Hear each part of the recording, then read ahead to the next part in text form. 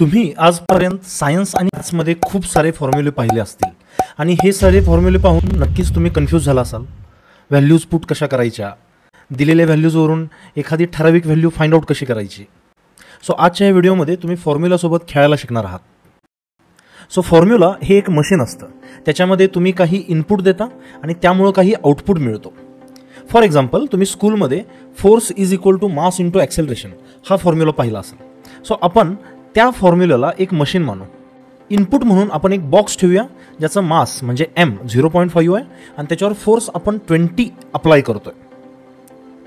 मग मला हे विचारताय की ह्याचं ॲक्सेलरेशन किती असेल, म्हणजे a किती असेल. सो हे करण्यासाठी आपल्याला हा फॉर्म्युला थोडासा रिअरेंज करावा लागेल. म्हणजे मला a ची व्हॅल्यू जर काढायची असेल तर मला ह्या फॉर्म्युलाला a इज इक्वल टू ह्या फॉर्मॅटमध्ये रिअरेंज करावी लागेल.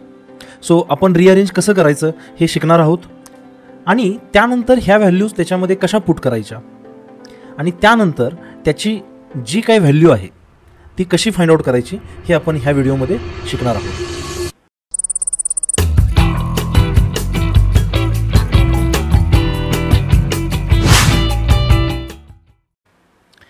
एखादा फॉर्म्युला सोडवणं हे एखादं एक्सप्रेशन इव्हॅल्युएट केल्यासारखंच असतं.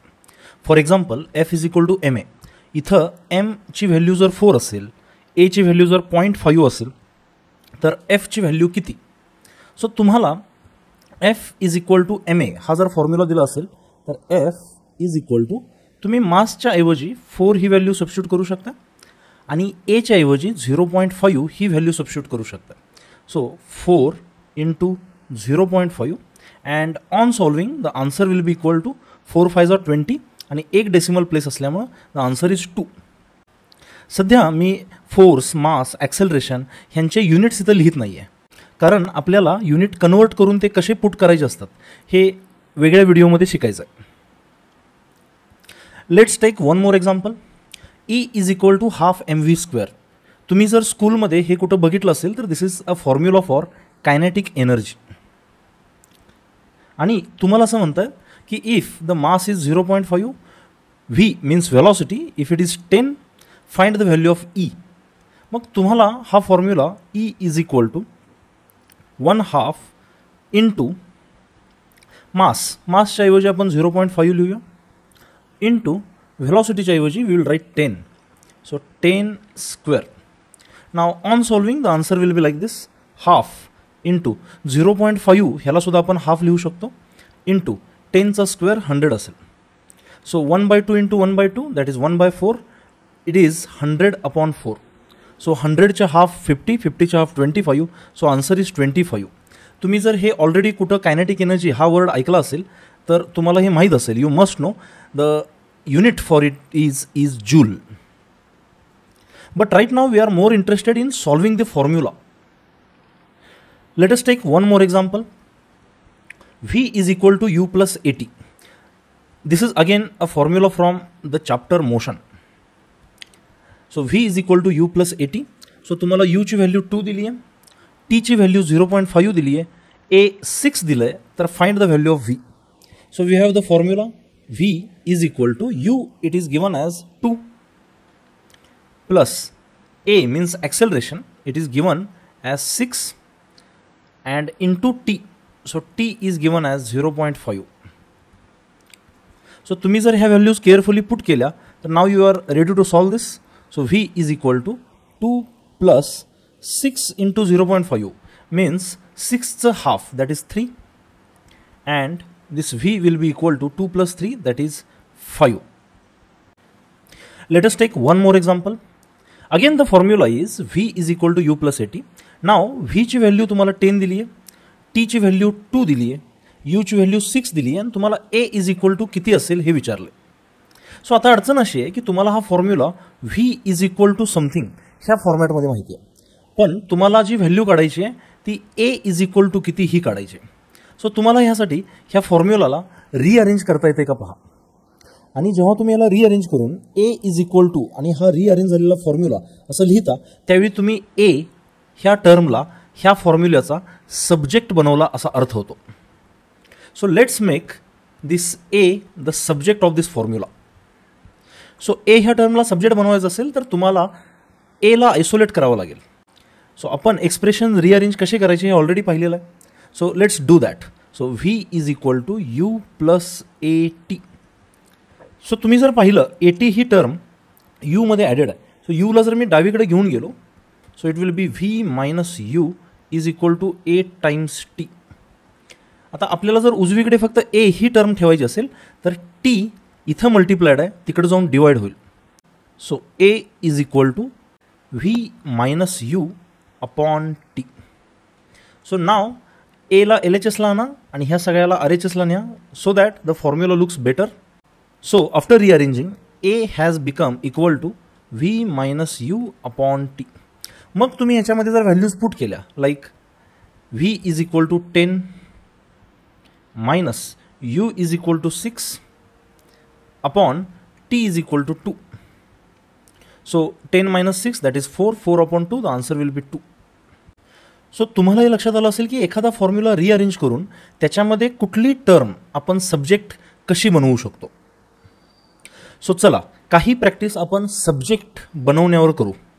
So we have a formula here V is equal to I R आणि ह्याच्यामध्ये आय ह्या टर्मला आपल्याला सब्जेक्ट बनवायचा आहे. So V is equal to I R. आता आयला सब्जेक्ट बनवणं याचा अर्थ फक्त आय ही टर्म एका बाजूला राहिली पाहिजे आणि बाकी सगळ्या टर्म्स दुसऱ्या बाजूला गेल्या पाहिजेत. सो व्ही ऑलरेडी इथं आहे. आर ह्याला मल्टिप्लायड आहे सो इकडे जाऊन ते डिवाइड होईल. So I is equal to V by R किंवा हे थोडं चांगलं दिसावं ह्यासाठी आपण ह्याला आर एच एस आणि एल एच एस एक्सचेंज करू. So I is equal to V by R. So आत्ता हा फॉर्म्युला आपण रिअरेंज केला आहे आणि आय ह्याला आपण सब्जेक्ट बनवलं आहे. So let's take one more example. P is equal to F upon A. This is a formula for pressure if you know. So इथं असं म्हणतायत की make A the subject of this formula. म्हणजे तुम्हाला A एका बाजूला ठेवायचं आहे आणि बाकी सगळं दुसऱ्या बाजूला. So P is equal to F upon A. जर मला A एका बाजूला न्यायचं असेल तर मी इथं ह्या दोघांना एक्सचेंज करू शकतो. और स्टेप बाय स्टेप सॉल्विंग एला ह्याच्यासोबत मल्टिप्लाय करू शकतो. So P into A is equal to F आणि मग फक्त ए लेफ्ट हँड साईडला राहावं ह्यासाठी P इथं मल्टिप्लायड आहे उजवीकडे जाऊन ते डिवाइड होईल and the answer will be A is equal to F by P. So आपण ह्या फॉर्म्युल्याला रिअरेंज करून ह्याच्यामध्ये एला सब्जेक्ट बनवला आहे. So let's take one more example. A is equal to pi R square. If you know, it is a formula for area of the circle.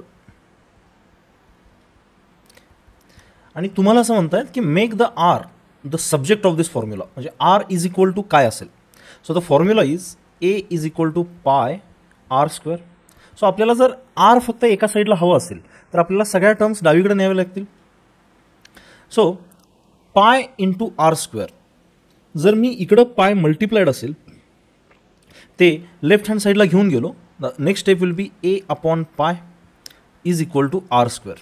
आता जर मला फक्त r हवा असेल we can take square root on both sides and ते केल्यामुळं the answer will be under root of a by pi is equal to under root of r square that is r. आणि हे थोडा formula चांगला दिसावा ह्यासाठी r is equal to under root of a by pi. So आपण हा formula rearrange केला आणि ह्याच्यामध्ये आर ह्या टर्मला आपण सब्जेक्ट बनवलं. So let's take a tricky question. C is equal to 5/9 in bracket F minus 32. If you know this is Celsius and this is Fahrenheit. But right now we are more interested in making F the subject of this formula. So think about this. Pause the video and think about this. एफला आपल्याला एका बाजूला ठेवून बाकी सगळं C ह्या टर्मसोबत कसं नेऊ शकतो. How can I make this F a subject of this formula. So let's solve it. C is equal to 5/9 into F minus 32. तुम्ही जर व्यवस्थित पाहिलं तर 5/9 हे फ्रॅक्शन एफ मायनस 32 ह्या टर्मला मल्टिप्लायड. सो हे फ्रॅक्शन जर आपण लेफ्ट हँड साईडला पाठवलं तर ते डिवाइड होईल. So it will be like this. C divided by 5/9 is equal to f minus 32. Next हे जे फ्रॅक्शन डिवायडेड आहे ह्याला आपण मल्टिप्लायमध्ये कन्वर्ट करू शकतो and this will be c into 9/5 is equal to f minus 32. Again c into 9/5 ला आपण 9c/5 असंही लिहू शकतो is equal to f minus 32. आता उजवीकडे जे f राहिलं आहे -32, ही -32 टर्म जर आपण लेफ्ट हँड साईडला आणली, ही सबट्रॅक्शन असल्यामुळे ती उजवीकडे येऊन ॲडिशन होईल and the next step will be like this 9c/5 plus 32 will be equal to f. और आपण ह्याला असंही लिहू शकतो f is equal to 9c/5 plus 32. आपण हा फॉर्म्युला रिअरेंज केलेला आहे आणि ह्याच्यामध्ये f ह्या टर्मला आपण सब्जेक्ट बनवला आहे.